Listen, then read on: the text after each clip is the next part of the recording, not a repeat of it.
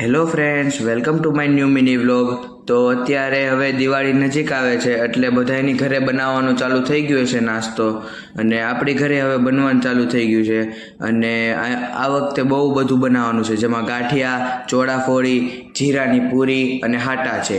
તો પહેલાં મમ્મીએ શરૂઆત કરી ગાંઠિયા બનાવવાથી. ગાંઠિયાને તળવાનું ચાલુ કર્યું મમ્મીએ, અને આ આખી પેટી ભરાવાની હતી, એટલા બધા ગાંઠિયા બનાવવાના હતા.